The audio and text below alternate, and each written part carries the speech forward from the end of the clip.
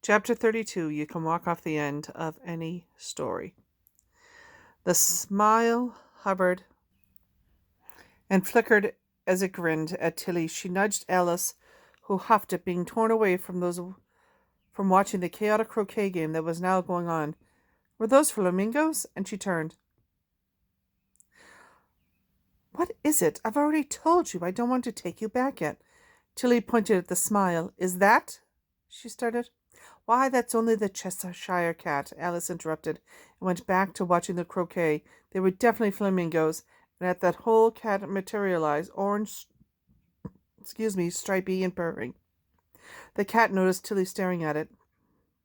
Never heard a talking cat before? It asked, and Tilly started. She knew it could talk from reading the book, but it was still surprising to hear a large cat say something in English. I haven't actually, Tilly said, but I met a talking dormouse and a hare the other day. Ah, excellent, the cat replied. You're obviously familiar with it. Wonderland and its inhabitants, so delightful to meet a fan. It curled its tail elegantly at Tilly's direction. How do you know you're in a story when no one else does? Tilly said, looking sideways at Alice. I haven't been able to get any straight answers out of anyone about this. You're not likely to get any straight answers from me either, I'm afraid. The cat grinned, although you're welcome to ask. I just don't understand what's real and what's imagination, Tilly said. I find most things are a mixture of the two, and reality is overrated. She's an unpredictable mistress. The cat smiled again. She shifts and slides and never behaves quite as you might like or expect. She's a tricksy friend to have, not to mention that she's even more difficult in Wonderland. What do you mean? Tilly asked. Well, is Wonderland really real at all? Is Wonderland more real than where Alice has come from? Or where you have come from? You're both visitors to the land. And who says which or where or who has the greatest claim on reality? The cat said. But this must be some sort of real where we're right now, Tilly said, grabbing at a nearby rose bush, her head starting to spin. Are those things in your imagination less real than the things in front of you? Is this rose more real than you? Do the books you've read mean less to you because they haven't really happened to you? Do daydreams at midday or night dreams at midnight mean nothing? So I really am here? Why, of course you are really here. The cat flashed its teeth mischievously. But who's to say exactly where here really is? And who's to say where you're going? You might walk right off the end of Wonderland. I can walk right off the end of Wonderland? Tilly asked. You can walk off the end of any story, the cat said. But remember to mind the gap and don't tell them I told you. Don't tell who? Tilly asked, even more confused. The secret keepers, the gate watchers, the border guards, the door lockers, the cat said languidly. Tilly huffed. You're no help at all. The Cheshire cat just grinned once more before returning its attention to Alice.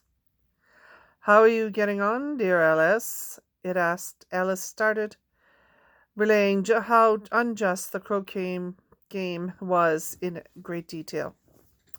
I don't think they play fairly at all, Alice complained, and all quarrel so dreadfully one can't hear oneself speak, and there don't seem to be any rules in particular, at least. If there are, nobody tends to them, and you've no idea how confusing it is, all the equipment being alive.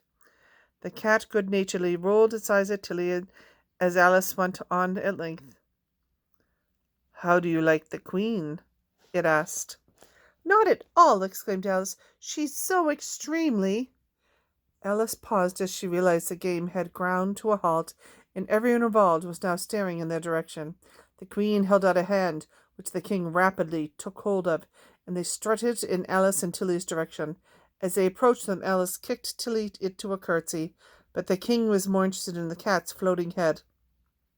Who are you talking to? He said. A friend, Alice said as the cat shimmered in and out of existence, just to disconcert the king. I don't like the look of it at all, the king had said rudely. However, it may kiss my hand if it likes. I'd rather really not, the cat said, and casually licked its sharp front teeth. Don't be impertinent, huffed the king. My dear, he said to the queen, look at the strange creature I have discovered. The queen peered at the cat. Off with his head, she shrieked, and at that everything descended once more into chaos, everyone arguing with everyone else, the queen calling for the executioner, the flamingos running amok. Amid the madness, the cat winked at Tilly and dissolved away, so by the time an executioner had been found and shoved to the front by the queen, there was no evidence it had ever been there at all. Shall we follow suit? Alice asked, holding out her hand to Tilly, who grasped it firmly. Goodness, Alice said beside her, as Pages and company rebuilt itself around them. It would have been quite the disaster to have our heads chopped off by the Queen of Hearts, wouldn't it? She did not seem appropriately alarmed by this prospect. Oh, and you should play croquet at your party, don't you think? Wouldn't it be wonderful? Do you think you'd get hold of some flamingos? Alice asked thoughtfully. Perhaps we could give them some sleeping tonic to calm them down. Tilly looked at her in horror. Are you joking? No, I think it's an excellent idea. I dare say the flamingos would enjoy it more. You have a very unusual perspective on the world, Tilly said. Depends on who you're comparing it to, Alice said sagely. Chapter 33. A whole extra character, Tilly headed back downstairs to find Oscar laughing with Jack as he cut out intricate flowers and vines from the colored paper, and Grandma spoke to someone on the phone behind the till. Everything okay? He asked as Tilly sat down.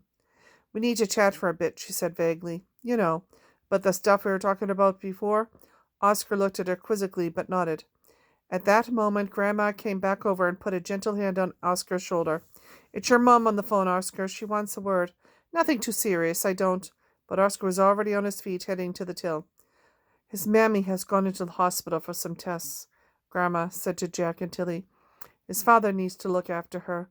So Mary's got to get the train over to pick up his sister. She's asked if Oscar can stay over here tonight. Maybe tomorrow too, depending on whether she needs to help with anything in Paris. I'm guessing Oscar's going to be feeling a bit delicate, though, so we'll need to all rally around and make sure he's doing okay. Oscar came back to the table looking a little bit wobbly. Did Mum tell you? He asked Grandma, who nodded. We're very happy that you're here, Oscar, even though it's a slightly sad circumstance, but it sounds like there's no need to worry, and they're just going to make sure everything's okay. And I'm sure your mum told you it's just easier for your dad to have Emily over here for a bit, and we could certainly do with another pair of hands for the party tomorrow night. Look how much you've helped already. Tilly, why don't you take Oscar upstairs and get the spare bed sorted for him? Tilly nodded, and Oscar followed her, but out of the shop and upstairs. Are you okay? She asked quietly. I'm sure she's going to be fine. I guess, Oscar said. I know she's going to be okay. I just wish I'd have gone too. I don't really want to talk about it right now, though, if that's okay. What was it you wanted to say to me earlier? Okay, well, let me know if you change your mind, Tilly said. And what I need to talk to you about was that yesterday after you left, I went inside a Little Princess to try to see Captain Crew. You went book wandering without me, Oscar said, affronted. I didn't plan to, Tilly said. I just wanted to see my dad. The word felt foreign on her tongue. The word still felt foreign on her tongue. What? It's what I'm trying to tell you, Tilly said. After you left, my grandparents told me the truth about who my father is. Oscar's attention immediately snapped from being frustrated he'd missed a book wandering opportunity to entirely focused on Tilly. The truth? Well, what they said about him dying before I was born is true in some ways, as he died in 1900 and something inside a book. What? My father is Captain Crew. Oscar looked baffled. From a Little Princess, he's the main character's dad and he dies? But how does that even work? Oscar started. What does that mean? Turns out no one knows. It's really not supposed to happen. My mom got into loads of trouble for falling in love with him. It means I'm technically half fictional, although I don't think there's an official word for it. And did you find him? Oscar asked. When you went in, what was he like? I saw him, but I didn't talk to him. But then I got even weirder because when I tried to get back in the last page of the book, it had been torn and I ended up in the underlibrary, Tilly said, as she found some clean sheets and towels and a new toothbrush. And the other thing is that I found a copy of A Little Princess in Chalk's office that's different from mine and from all the other normal ones. I checked the copies in the shop. What were you doing in his office? Oscar asked. I sort of broke in accidentally. He went mad when he found me, Tilly said. Oscar looked at her in surprise. I didn't think you were a breaking into offices accidentally sort of person, he said as they dumped the stuff on the bed in the spare room and went back downstairs. Well, I didn't used to be that sort of person who leapt off on the side of pirate ships either, Tilly replied. Fair enough, Oscar said. There's definitely something off about that Chalk guy, though, right? He also seems to be super not into the books for a librarian. I can't believe they let him work there. I wonder if he has other books that are different. Can you do the thing you did last time to magic us back there? How did that work? I'm not sure, Tilly said nervously. It's definitely not what's supposed to happen. I could try to do it again, but I didn't do it on purpose the first time, so I don't know if it'll work. I think it must have something to do with the end papers Seb warned us about when you let the book finish while you're still inside. I suppose if you couldn't read the last line, that kind of makes sense, Oscar said slowly. But didn't Seb say they were dangerous? You can end up back in the underlibrary? Yes, but I wonder if it's because of who my dad is, because of how I'm, well, half fictional. Do you remember that Seb said that end papers work as a kind of cushion to bounce characters back if something goes awry? And I guess I'm sort of half a character. That figures, I think. There was a bit when everything went just black and cold. I couldn't see anything, but it was like a blackness just went on forever, Tilly said, shuddering at the memory.